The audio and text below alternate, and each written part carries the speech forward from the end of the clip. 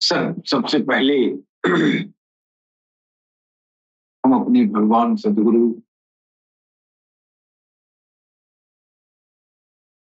सैयद यूनुस अल गौहर जी महाराज के चरण कमलों में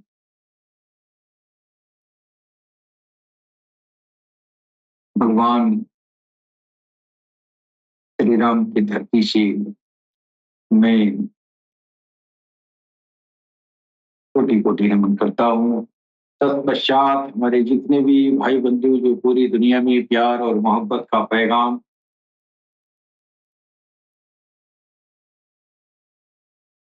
सारी इंसानियत के दिलों तक पहुंचाते हैं, उन सभी दिव्य आत्माओं को मैं सर नवाकर प्रणाम करता हूँ।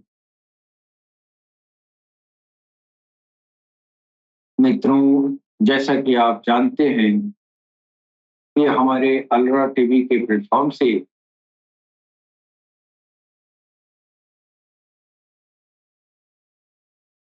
समस्त धर्म समुदायों के लिए बिना शर्त अध्यात्म ज्ञान का प्रचार प्रसार किया जाता है।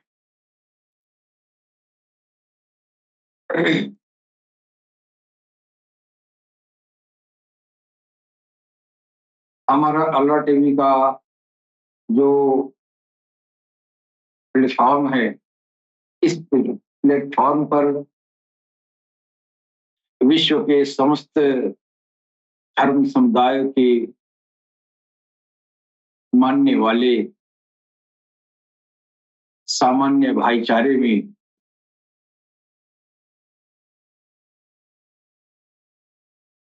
आपस में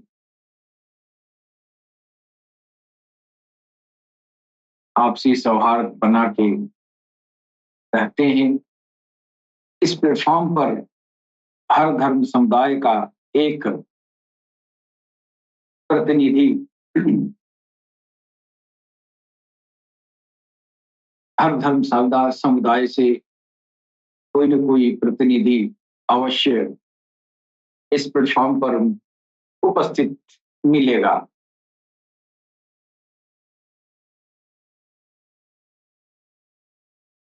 हम सनातन धर्म के तरफ से अलरा टीवी पर जो विश्व मंच है, विश्वव्यापी ये मंच है और इस मंच पर हम सनातन धर्म का प्रतिनिधित्व करने का मुझे सौभाग्य प्राप्त हुआ है।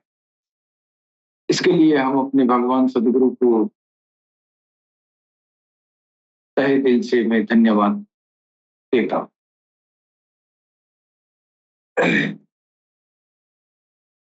मित्रों, जैसा कि आप जानते हैं कि अध्यात्म ज्ञान इंसानियत के लिए, इंसानियत का ये जीवन सफर, ये पुरुषार्थ बिना अध्यात्म ज्ञान को एडॉप्ट किए नामुमकिन है। जीवन का ये चार फल, धर्म अर्थ काम मोक्ष, यही जिंदगी का फल है और ये फल अध्यात्म के रास्ते में जो फुलवारियां मिलती हैं, जो बाग बगिया मिलती है, उन्हीं बगियों में ये फूल खिलता है, ये फल खिलता है, ये फल मिलता है। कौन सा फल? ये वही फल है, धर्म अर्थ काम मोक्ष। ये अध्यात्म की राह में ही ये फल प्राप्त होता है इंसानियत को, और इसी फल हेतु इंसान इस धरती पर आया है। और इसी दिशा में विश्व के तमाम जो भगवान परम पिता परमेश्वर ईश्वर अल्लाह से जुड़े हुए तमाम इंसानियत आम इंसानियत को रहे राह पे लाने के लिए दावत करती रही है, आमंत्रित करती रही है कि ज्यादा से ज्यादा इंसानियत भगवान भगवत राह में चलना शुरू कर दे, और इसको जो है वो जीवन का जो पुरुषार्थ है ये पूरा हो सके, ये चारों फल से वह जो है संपन्न हो सके। कौन सा फल है? धर्म अर्थ काम मोक्ष। अगर ये हमारा अगर ये हमारा मकसद नहीं होता जिंदगी का, तो हमको क्या जरूरत थी अध्यात्म को पकड़ने की? अध्यात्म के रास्ते में कोई वेतन तो नहीं मिलता है, अध्यात्म के रास्ते में कोई गुरु तनख्वाह उनका नहीं देता है। हाँ, इसलिए वो जो फल देता है गुरु, वो गुरु का जो वो फल है, वो ऐसा फल है जिससे हेतु इस धरती पर इंसान आया है। श्री गुरु चरण सरोज रज निजमन मुकुर सुधार, वर्ण रघुवर विमल जस दायक फलचार। वर्ण रघुवर विमल जस, ये गुरु ही होता है जिसके चरणों की धूल से ये धर्म अर्थ काम मोक्ष की फल से फलीभूत होता है। लेकिन सितम जरीफी तो ये है कि अब इस कलयुग के दौर में वो गुरु विलुप्त हो गए हैं, जैसे विलुप्त दौर के साथ कुछ पशु पक्षियां भी विलुप्त हो जाती हैं, कुछ इंसानियत भी विलुप्त हो जाती है। उसी तरह अब ये जो है गुरुओं का ये इस दौर में वो भी प्रजाति विलुप्त हो रही है। कौन सी प्रजाति? वो प्रजाति जिसके लिए कहा गया गुरु ब्रह्मा गुरु विष्णु गुरु देवो महेश्वरा गुरु साक्षात परम ब्रह्मा तस्मै श्री गुरुवे नमः। ऐसा गुरु अब इस धरती से विलुप्त हो रहा है, तकरीबन हो गया है। यदा कदा शूरवीर कहीं पड़े हुए हैं जो अपने रब के ग्रुप में है और इंसानियत को फलीभूत कर रहे हैं। लेकिन ये इंसानियत को जमीन से उठा के आसमान तक बैठाने की जिम्मेदारी हर दौर में एक ऐसा मनीषी इस धरती पर ईश्वर के तरफ से हमेशा मौजूद रहा है। द्वापर में भगवान कृष्ण, त्रेता में भगवान श्री राम, और उसके बाद से जब कलयुग शुरू हो रहा है तो कलयुग में वो मनीषी जिसकी ड्यूटी है इंसानियत को जमीन से उठा के अर्श पर बैठाना, इस अध्यात्म ज्ञान के जरिए इंसानियत को ये चारों फल प्रदान करना। ये चारों फल जिस गुरु के पास मिलता है ना, उसी को कहते हैं हम आध्यात्मिक प्रलाभ हमने पाया है। तो ये जो चारों फल होते हैं, यह चारों फल प्रदान करने के लिए ईश्वर की तरफ से हर दौर में वो जो है कुछ गिने, ये जो है चुनिंदा, अपना चुनिंदा एक मनीषी इस जमीन पर भेजता रहा। किसी जमाने में भगवान श्री राम आए, किसी जमाने में भगवान श्री कृष्ण आए, किसी जमाने में स्वयंभू मनु आए, और उन्हीं को जो है हजरत आदम सफीउल्लाह कहा गया। इसके बाद से हजरत इब्राहिम खलीलुल्लाह आए, इसके बाद मूसा, फिर ईसा, फिर आखिरी दौर में मोहम्मद रसूलुल्लाह।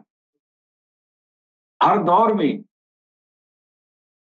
हर दौर में एक ऐसा मनीषी इस जमीन पर उतारा है ईश्वर ने, इसलिए कि इंसान इस फल को वो प्राप्त कर सके इनकी निगहबानी में। हाँ, इनकी निगहबानी में ये धर्म अर्थ काम मोक्ष इनकी पुरुषार्थ पूरी हो सके, इस धरती पर जाने का, इंसानियत का वो प्रलाप मिल सके, जिससे हेतु भेजा गया वो हेतु पूरा हो जाए। वो क्या है? धर्म अर्थ काम मोक्ष। और ये गुरु कृपा से हासिल होनी है। और गुरु जो है, ये धरती हजारों हजारों साल से ये ऐसे ही है, कितने आए कितने गए। हर दौर में ईश्वर ने आपको ऐसा नहीं कि आपको समुद्र में छोड़ दिया और आपको जो है कोई माझी, ये क्या बोलते हैं, कोई पतवार न मिले। तो ये हर दौर में एक ऐसा मनीषी जमीन पर रखा है जिससे इंसान जो है आध्यात्मिक प्रलाभ हासिल करके और इस अपने पुरुषार्थ को पूरा कर सके। अब ये सोचने की बात यह है कि भगवान श्री राम से लेके और मोहम्मद रसूलुल्लाह तक समय समय पर बहुत सारे मनीषी आए और गए। जो मनीषी जिस दौर में था उस दौर में उस मनीषी को इनकार करके उसके पहले वाले मनीषी को आप जो है स्वीकार नहीं कर पाएंगे। इसलिए कि जिस दौर में आप जो है, अगर आप भगवान कृष्ण के दौर में पैदा हुए हैं, उनके पहले श्री राम आके गुजर गए। आप श्री राम को इनकार करके कृष्ण को नहीं ये जो है मानना है, आपको कृष्ण को भी मानना है और जो श्री राम गुजर गए उनको भी मानना है। लेकिन अगर आप जो है मौजूदा दौर के कृष्ण को आप छोड़ रहे हैं और उसी श्री राम को लेके धो रहे हैं, तो वो श्री राम खुश नहीं होंगे। इसलिए कि अब उनका जो है उसी कुर्सी पर पुनः जो है दूसरा कोई आगे बैठ गया। अब जो आगे बैठ गया है, अब उसकी बात माननी जरूरी है।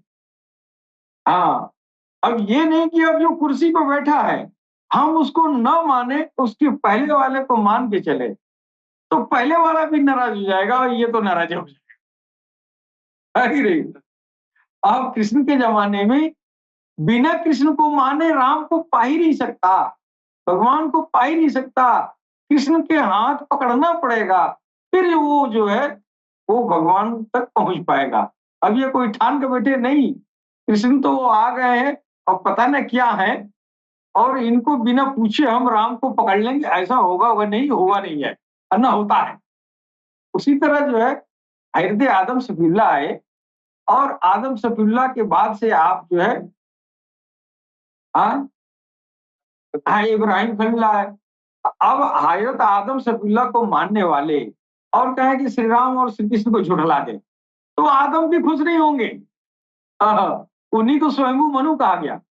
और जब इस धरती पर एक ऐसा मनुष्य उतारा गया स्वर्ग से जिसको दुनिया वाले कहा स्वयं पैदा हो गया, स्वयं पैदा नहीं हुआ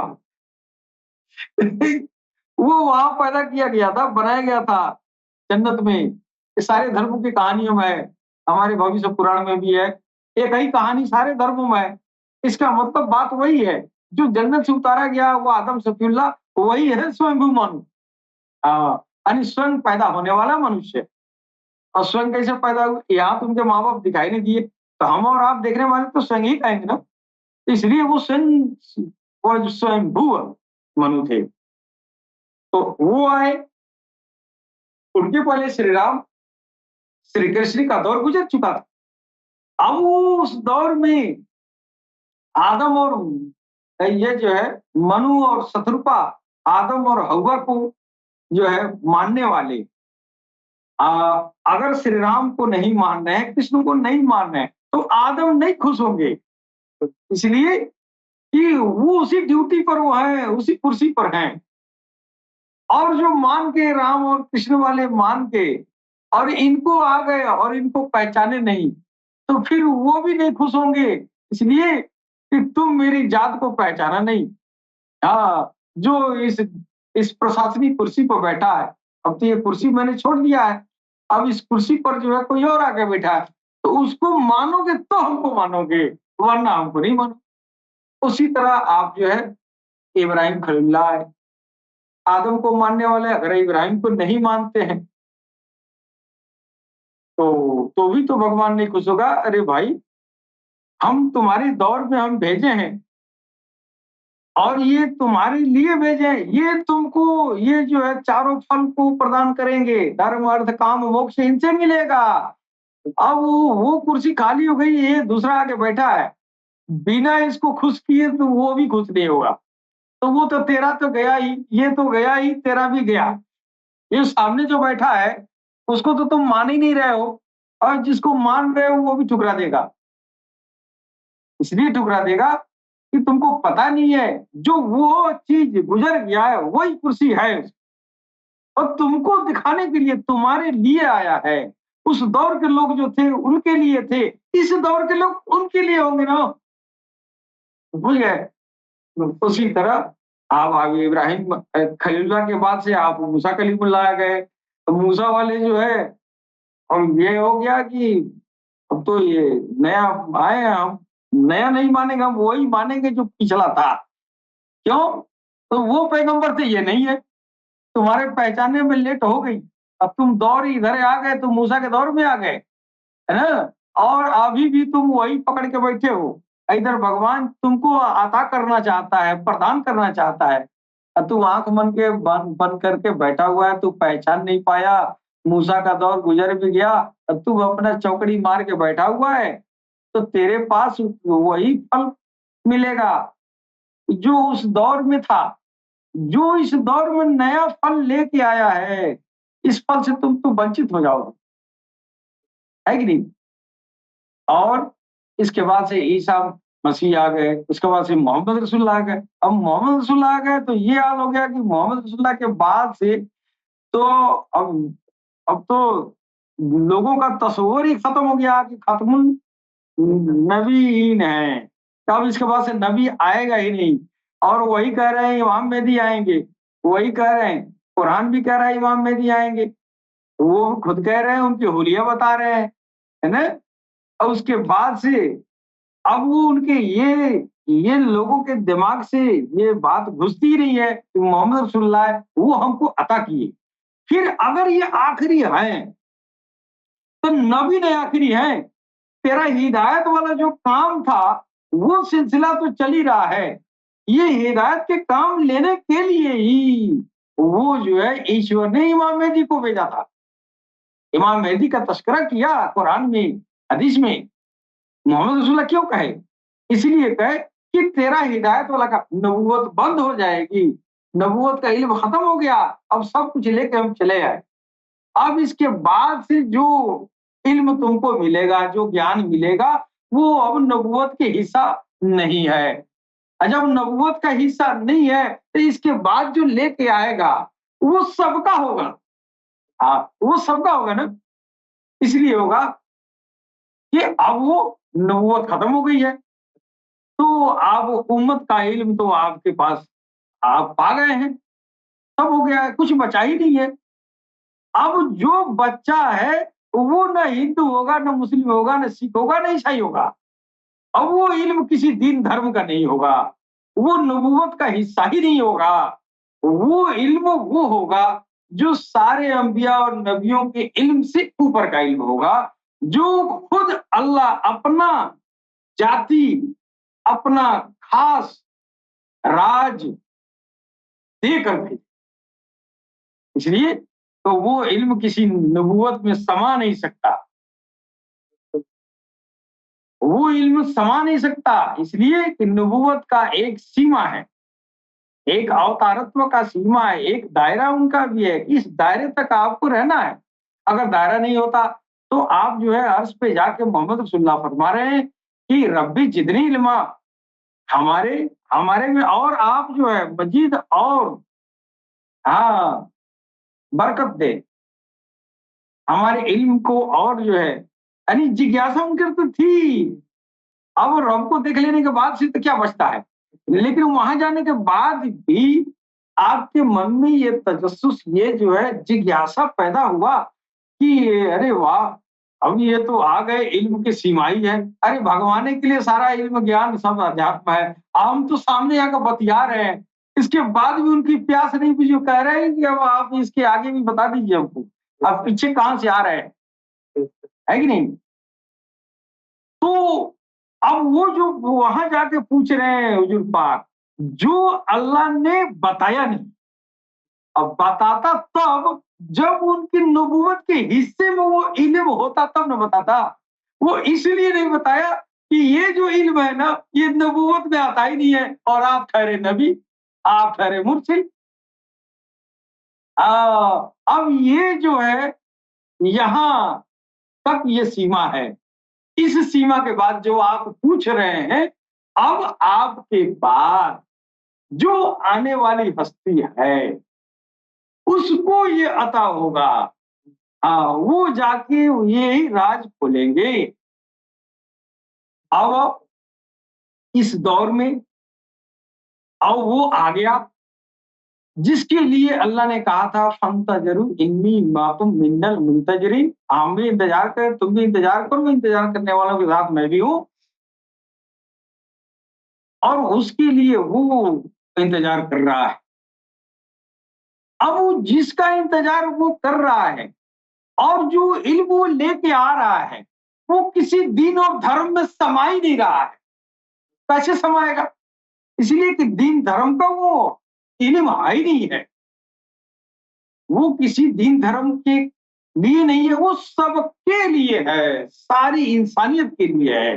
तो सारी इंसानियत के लिए जो आएगा, वो न नबी होगा, न वली होगा और न फकीर होगा, वो कुछ और ही होगा। तो सबका है ना। सबका होने का मतलब हिंदू, मुसलमान, सिख, ईसाई, ये जितने तीन धर्म आए हैं, जितने धरती पर संप्रदाय है, सबका रब एक ही है कि नहीं? सबका एक ही है। और जो आ रहा है, अब तक जो आए तो अपनी अपनी कौम बनाए, अपने अपने कौम के लिए आए, अपने अपने कौम को रब तक पहुंचाए, अपने अपने कौम को धर्म अर्थ काम मोक्ष पर चलाए, मोक्ष तक भी पहुंचाए। लेकिन ये जो आखिरी आने वाला है, ये आने वाले की ये हाल है कि इसके सामने कोई दिन धर्म की सवालें नहीं है। नबूवत खत्म हो गई, सारा इल्म खत्म हो गया, पांचों लतीफों का इल्म पांच मुरसलीन को आ गया। और जो आखिरी ये खत्मुल मुरसलीन थे, उनके ऊपर तो ये हुआ कि अल्लाह ने सब सारा इल्म खोल दिया, है ना? ये कल्ब शेरी खफी अफा अन्ना नफ्स सबका इल्म खोल खाल के बंद कर दिया कि अब नबूवत खत्म, अब आपके पास कोई नबी भी नहीं आएगा। फिर नबी जी ऊपर जा रहे हैं तो वहां पता चला नहीं इसके बाद से और कुछ आया और कुछ है। तो वहां जाके टोक रहे हैं रब्बी जितनी अल्लाह कह रहे नहीं नहीं रुक जाइए, ये और कोई आएगा, वो जिधर से हम आ रहे हैं उधर से कोई आएगा, वो बताएगा यहाँ का हाल। अब ये नबूवत खत्म हो गई है, अब इल्म की जरूरत नहीं है। अब वो आ जाए इधर और उसकी बात अगर हिंदू छाट ले कि नहीं मेरे लिए नहीं है, मुसलमान कहे मेरे लिए नहीं है, हिंदू कहे मेरे लिए नहीं है, तो वो बदनसीब है वो हिंदू, मुसलमान, सिख, ईसाई जो आखिरी आने वाले इमाम मेहदी कल की अवतार मसाया की बात को इनकार करते। इसलिए किताब गवाह है कि वो आएगा। आएगा तो क्या लेके आएगा? आएगा तो भाई तेरे लिए आएगा। तो अब तक तो तेरे कौम अलग अलग कौम के लिए आया, अब वो सबके लिए आ गया ना। अब जब सबके लिए आ गया तो आपका फर्ज बनता है कि बिना उसकी इताअत करें, उसको पहचाने, उसके आध्यात्मिक प्रलाप को हासिल करें। अगर आप हासिल नहीं करते हैं तो आप तो मूर्ख ही नहीं, महामूर्ख है। अब आप तो, आपको तो ज्ञान जो है, आप तो चौकड़ी मार के बैठ गए हैं, आप किताबों में अपना पढ़ लिए हैं कि ये जो है 10 इंद्रिया, 5 ज्ञानेंद्रिया, 5 कर्मेंद्रिया, ये जो है इसी में हमारा है, ये आत्मा है, ये परमात्मा है, ये क्या, हम तो पक गए हैं ये सब सुनते-सुनते। इसके आगे इल्म जानने की कोशिश ही ज़माना नहीं करता है। और आगे का इल्म जो है वो आगे गरज रहा है। अपनी किस्मत लोग फोड़ रहे हैं कि समझने की कोशिश नहीं कर रहे। समझ तो लो, अब तक तुमने एक तरह किताब पढ़ लिया, अब वो गौहर शाही की एक अदना सा इल्म है क्या, तो बोलो मेरे साथ अल्लाह अल्लाह, बोलो मेरे साथ राम राम, यही तो है। सारा एक तरह किताब समझ में आ गया और मुंह से राम राम कहने में, चांद में छवि देख के राम राम अल्लाह अल्लाह वाहेगुरु कहने में, और आपका सर में दर्द हो जाता है। आपको ये इल्म समझ ही नहीं आता है। क्यों नहीं आता है? तो इसलिए नहीं आता है कि ये आपके धर्म का इल्म है ही नहीं। ये वो इल्म है जिस इल्म से खुदा मिलता है। ये वो इल्म है जिस इल्म से डायरेक्ट भगवान के सामने आप रूबरू खड़ा हो सकते हैं। ये वो इल्म है जिसके बीच में कोई भी जो है ये, हाँ, कोई वसीला नहीं, हाँ, कोई इसमें बिचौलिया नहीं है। ये डायरेक्ट खुदा और बंदा, खुदा और बंदा से मिलना। और गौहर शाही का क्या कह रहे हैं? गौहर शाही कह रहे हैं हम तुमको अपना शिष्य नहीं बना रहे हैं। हम तुमको अपना शिष्य नहीं बना रहे हैं। हम तुमको जो है हिंदू मुसलमान का कोई शर्त ही नहीं रख रहे हैं। अरे तू हिंदू है तो हिंदू रहो, मुस्लिम है तो मुस्लिम रहो। अरे भगवान चाहिए ना तुमको, भगवान चाहिए ना, भगवान तो चाहिए ही। अब भगवान चाहिए तो ले लो ना बिना शर्त के। अब मांग क्या रहे हैं सरकार गौहर शाही? कह रहे तुम मेरी तरफ देखो ना और मेरे साथ राम राम कह दो। मुसलमानों तो अल्लाह अल्लाह कह दो, तो हिंदू के हिंदू रहो, मुस्लिम का मुस्लिम रहो। हमको तो इस बात पे ड्यूटी लगी है कि तुमको पकड़ के तुम्हारे रब के सामने खड़ा करते हैं। अब तू धर्म के जाल में फंसा हुआ है, तू अपने धर्म को पालन करो ना। भगवान नहीं मिल रहा है तुमको, ये सदा सत्य है। कलयुग में किसी को भगवान मिल नहीं रहा है। क्यों नहीं मिल रहा है? सारे के सारे कलयुग का इतना बुरा प्रभाव इंसान के मनो मस्तिष्क पर पड़ा हुआ है कि अब वो उस माया से निकल ही नहीं पा रहा। और उसका निकालने की जो युक्तियां जो हमारे साधु संत महात्मा फकीर वेद पुराण पुराण जितना आया सब पढ़े गए, सब कर गए, लोग कर भी रहे हैं, फिर भी आपका जो मन जो है नियंत्रण में नहीं हो रहा है। पूर्ण रूप से आप जो है अपने इंद्रियों के वश में हो गए हैं। इसलिए एक माहौल ही ऐसा क्रिएट हो गया है कि अब आप संसारिकता से निकल पाना नामुमकिन हो गया है। ऐसे दौर के लिए उस हस्ती को आना, उस वसीले को आना, उस सीढ़ी को आना, उस डोरी को आना जरूरी हो गया जिसको पकड़कर तुम इस भव सागर से आसानी बिना मेहनत मशक्कत किए बस उसका हाथ पकड़ लो और निकल जाओगे। बिना शर्त पकड़ लो, कोई शर्त ही नहीं है। अब तक तो हमारे जितने भी ऋषि महर्षि, हमारे जितने भी अवतार पैगंबर पीर औलिया जितने भी आए, सब लोगों ने अपना अपना एक जो है क्या रखा है, अपना अपना कोई ना कोई ये वो शर्त रखा कि आप कलमा पढ़े तो हम आपको अल्लाह तक ले जाएंगे। आप ईसाई बन जाए तो आपको अल्लाह तक ले जाएंगे। और किसी ने कहा कि आप हिंदू बन जाए, भाई वेदों को मंत्र पढ़े और ये जो है चना अमृत पी ले, आप मान ले, तब आपको हम भगवान तक ले जाएंगे। है कि नहीं? आप मेरी तरफ क्यों नहीं देख रहे हैं? अभी चना अमृत जो है पी लें तब आप, ये शब्द हुआ ना। लेकिन अब वो आ गया, सब ये लोग सौदेबाजी करके चले गए। कोई हिंदू से किसी को मुसलमान बना दिया, कोई मुसलमान से किसी को हिंदू बना दिया, कोई ईसाई से यहूदी हो गया, कोई यहूदी से ईसाई हो गया भगवान के चक्कर में। अब मिला उला किसी को नहीं। अब सब लोगों ने शर्त लगाया, बीच रस्म छोड़ के गुरु बाबा भाग गए।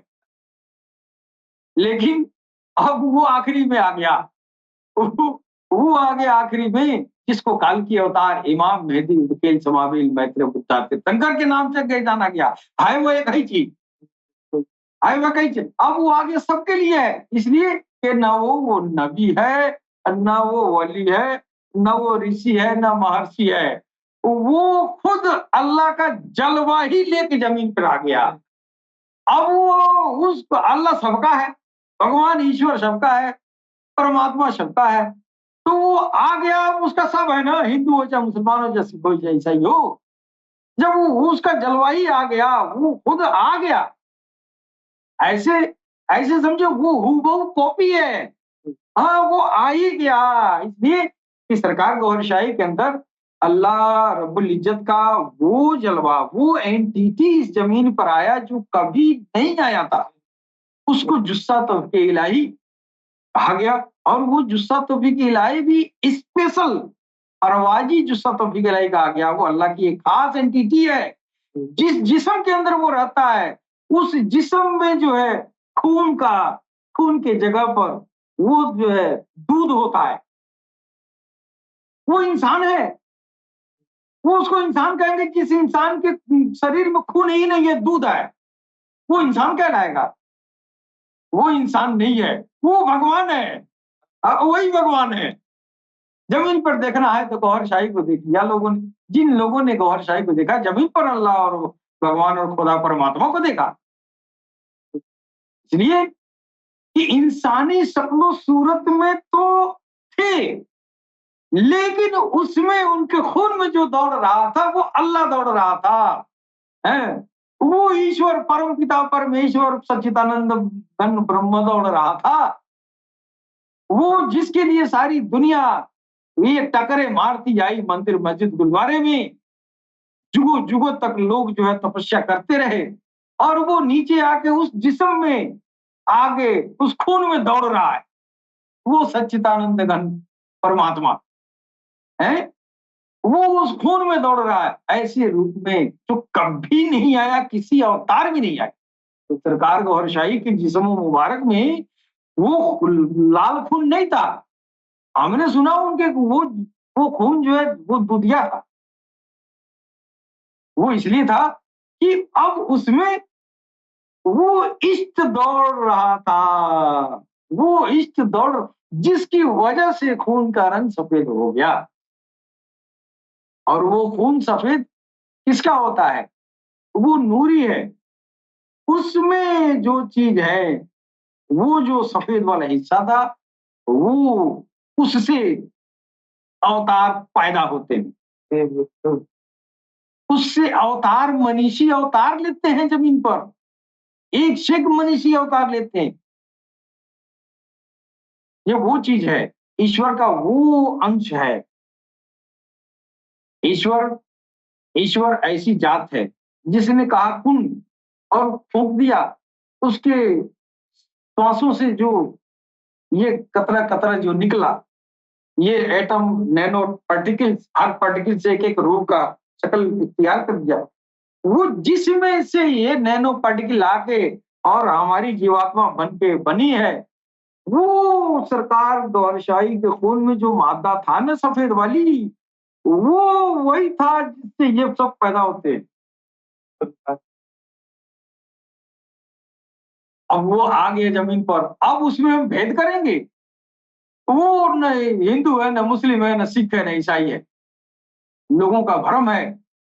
अब मान लीजिए कि उनको आपको दृश्य रूप में आना है, आपके आंखों से दिखाना है, तो जिस्मानी रूप नहीं पकड़ेंगे तो आप देखेंगे कैसे? दुनिया वाले देखेंगे कैसे? हमारे जो ज्ञानी इस धरती पर गुजरे हैं, सारे धर्मों वालों के धर्मों में ईश्वर ने जो है लोहे महफूज से सारी बातें उतार उतार के सारे धर्मों में, कहीं वेद में डाला तो कहीं कुरान में डाला, तो कहीं कुरान में डाला, कहीं तौरेत में, इंजील में, जबूर में।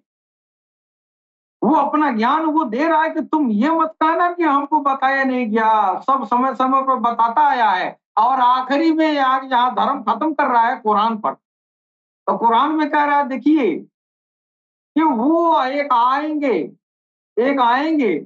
हाँ, वो हम अपनी कौम लेके आएंगे। हाँ, हम अपनी, तो गोया अल्लाह रब्बुल इज्जत ये कह रहा है कि वो नहीं, हम आएंगे। हाँ, कैसे आएंगे? उनके अंदर बैठ के आएंगे। अब वो आके जमीन पर घूमा, वो जमीन पर विचरण किया, पूरी दुनिया में घूम घूम के हिंदुओं को भगवान दिया, मुसलमानों को अल्लाह दिया, है, और सिखों को वाहेगुरु दिया। इस दौर में कहीं मिल रहा है भगवान? नहीं मिल रहा है। अब वो सार्वजनिक हस्ती आ चुकी है जिसका नाम है गौहर शाही। वो न हिंदू है, न मुस्लिम है, न सिख है, न ईसाई है। वो रब की जात है, ईश्वर की जात है, परमेश्वर की जात है। उस जिस्म के अंदर वो परम पिता परमेश्वर वो दौड़ रहा है, उस खून में घूम रहा है, जिस खून में वो ईश्वर परमेश्वर का वो जो है वो दौड़ रहा हो, उसके जलवे दौड़ रहे हो, उसके तमाम जलवे, ऐसी अफजल तरीन जलवे जो कभी जमीन पर नहीं आए। उस जिस्म को कभी मौत नहीं आ सकती, इसलिए कि उसमें भगवान बैठा है, वो ईश्वर बैठा है। उसकी मौत कभी आएगी? कभी नहीं आएगी। इसलिए सरकार गौहर शाही वो गायब हुए हैं, आंखों का पर्दा है, वो गायब होने वाली चीज है, मरने वाली चीज नहीं है। और इतिहास में, धर्मों के इतिहास में आप देखेंगे तो बहुत सारे ऐसे बुजुर्ग लोग, रूहानियत में ऐसा हुआ है। कोई बुजुर्ग कहा कि आप यहीं ठहरिए, हम अभी आ रहे हैं। और वो जो है 2-2 साल, 3-3 साल तक वहीं ठहर के इंतजार कर रहा है कि आ रहे हैं, आ रहे हैं। और 2 साल, 3 साल बाद आया, इसलिए कि ये सब झूठ बोलने वाली जात नहीं है, आएगा तो आए। हाँ, ये सरकार गौहर शाही भी कह के गए आएंगे तो आएंगे, आना है। इसलिए कि इस जात की ये जुबान से निकली हुई बात वो कट नहीं सकता, वो ब्रह्मवाणी है, वो ईश्वर खुद बोलता है उस जुबान से, तो वो बात कैसे गलत हो सकती है? आएंगे तो आएंगे। इसलिए ऐसी हस्ती को हम कहते हैं काल की अवतार है। इसलिए कि इस जात के सामने कोई शर्त ही नहीं है। आप हिंदू हो, मुस्लिम हो, सिख हो, ईसाई हो, उससे कोई मतलब नहीं। आपको वो जात, धर्म, अर्थ, काम, मोक्ष चारों फल को आपको प्रदान करने हेतु आए हैं। और वो चाहते तो एक पल में, आंख झपकते भर में सारी दुनिया से ये जात मनवा लेती। लेकिन सौदेबाजी इस जात के लिए गंवारा नहीं है। सरकार गौहर शाही ने कभी भी सौदेबाजी नहीं किया। जो पिछले अदवार में कुछ नबी लोग, कुछ फकीर, औलिया, ऋषि, महर्षि लोग करामाते दिखाए, मुजजाते दिखाए, है ना, ये सब उसके पीछे बहुत भेद था। वो सबके पीछे भेद था। क्यों लोगों ने दिखाया?